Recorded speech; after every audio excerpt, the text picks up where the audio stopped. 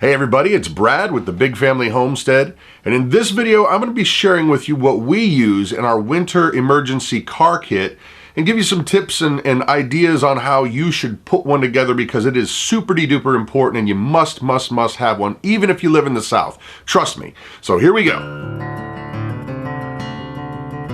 So nobody expects that today, you know what, I'm planning on going out into the snow and getting my car smashed into a tree and being stuck there and no one finding me for days. Not a thing you go, man, that's a good idea. But if you're a prepared-minded person, you can have some tools and some systems put into place where you're gonna fare a lot better in the case of an emergency. And so today I'm going to share with you what we view as important and give you some hows and whys of why we think the way we do, and hopefully you will put your kit together as well. Now, before I go any further too, if you see something or hear something that you thought I might have missed, put it in the comments down below, because we're all learning together. This is all a process. It's not like I'm some kind of, you know, guru of that. No, we're learning together. And secondly, also, if there's cool widgets, gadgets, and gadgets that you think you might want to know more about or get one for yourself, I'm going to put some links down below as well. Please keep in mind, this is not a bug out bag like a prepper would have, where it would include everything you're going to need for every situation. This is a winter bag, a kit rather, so that you can actually be prepared more specifically for cold weather emergencies. And well, yeah. The first important thing is this: heat. Absolutely, yes. You've got to be able to stay warm in a cold weather environment. If you're stuck in a snowbank or the gas runs out in your car, you've got to stay warm. So you're gonna want to scale your kit, to your own needs. And what do I mean by that? I mean that if you have a family of 4, you're gonna want to make sure you have 4 sets of extra gloves. And you're going to want to make sure you have 4 cold weather jackets, and you're going to scale that to whatever your family's needs are, but make sure that you have one for everybody, because you never know where you're going to need it. These Mylar space bag reflector kind of body warmers are also really great. They're cheap and they're very compact, and they do an excellent job of keeping you warm. And well, it's so small, and it's, I mean, geez, oh Pete's, why wouldn't you want to have some of these on hand, you know? Hand warmers also are an essential. Not only do they warm hands, they warm butts, they warm other parts of your body wherever you need to keep warm, but also we're gonna move into water in a second, because water is super important. But if your water is frozen, you can use these to thaw out your water. This is an emergency alcohol burning stove. What you got here is you got an empty paint can. Inside of here, I've crammed down, and we have a video for this if you're more interested in seeing how to build one, but you cram down an entire roll of toilet paper that you've taken the core out of, and you smash it down in there, so it's, and then you pour a bunch of alcohol on the top of there, and you have an alcohol burning stove. Now, do not use these lightly. Because, you know, you've got to make sure that you've got proper ventilation if you're in a sealed area. But these things will put out some serious BTUs, but you have to be super careful for the vapors. And you also have to make sure that the actual flame, because a lot of it you can't even see. You only see the blue part, but these things put out some serious heat, but you could be in a world of hurt if you catch your car on fire or wherever you may be staying. But these are an amazing heater that put out a ton of BTUs. You could use them to thaw water, you could use them to heat, and well, it's a stove. So check out the video if you think this is, yeah.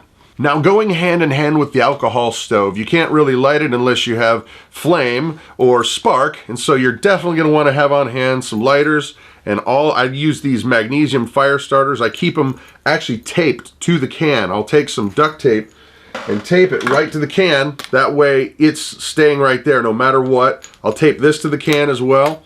And also the can opener, the paint can opener, that is really important. You wouldn't want to be trying to do this with your fingernails. So yeah, water. Water is absolutely life. And when you're in a cold weather situation, people don't think about how important it is to stay hydrated, because, well, let's just say water is life. You can make your own conclusions on how much you need based on your family's needs, but I'd always say to err on the side of caution and have more than you think you need. However, I want to talk about this for just a second. Water is great. However, it's water, so it's going to freeze at 32 degrees.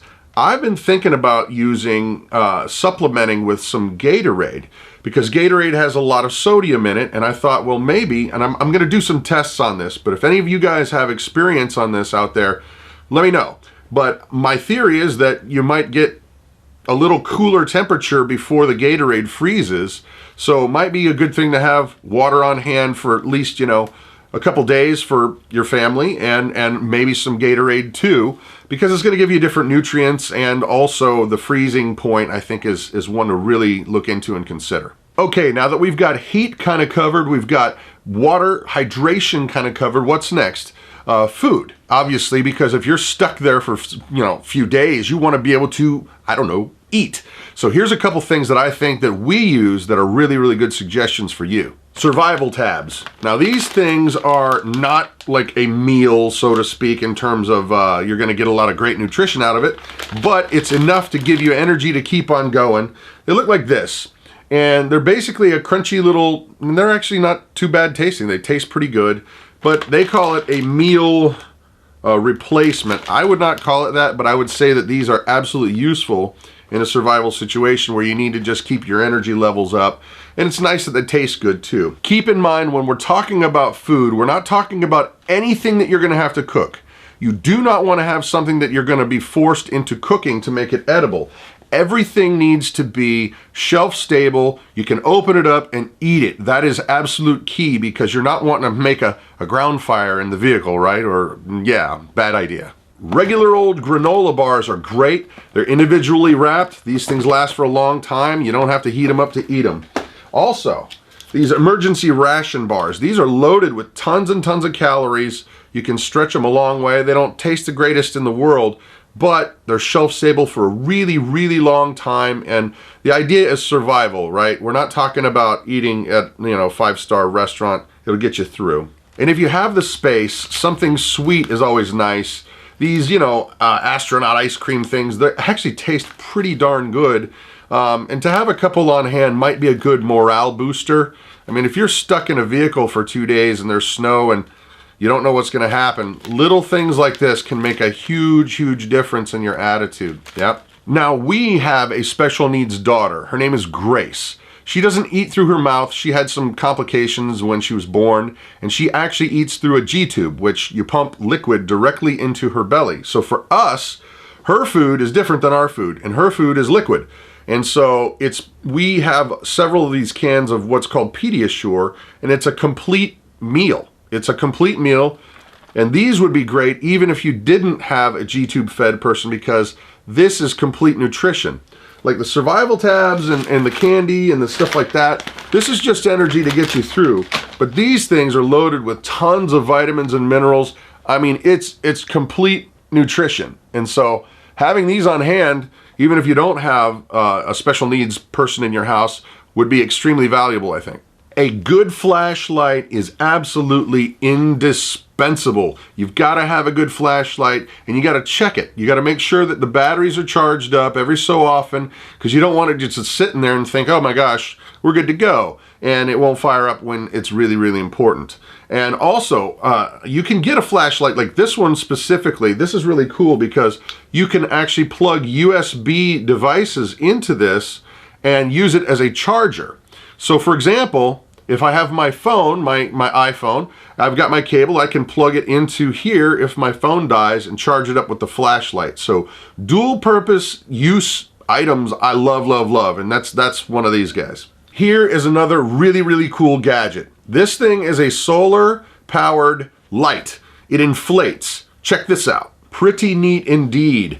What you've got here is a solar panel, and then there's a battery in here, and you can inflate this. It's waterproof and it floats, and it would be a great way that if you were stuck in a car or a small area, you could hang this up and give light to all around, and it lasts a ridiculously long time. I love these things. I actually want some more of them. You can daisy chain them together and make really just a lot of light out of a very small solar panel. They stay charged a really long time. I recommend them highly. Signaling lights. These are just those regular old glow sticks, but you could use these to signal people or float it up on top of the vehicle, or if you had to punch through snow and get it up and out, this would be a way to do that because they're waterproof. You can break them and they'll shine for several hours. And this is the kind of silly little thing that could actually save your life. We also keep on hand a basic medical kit.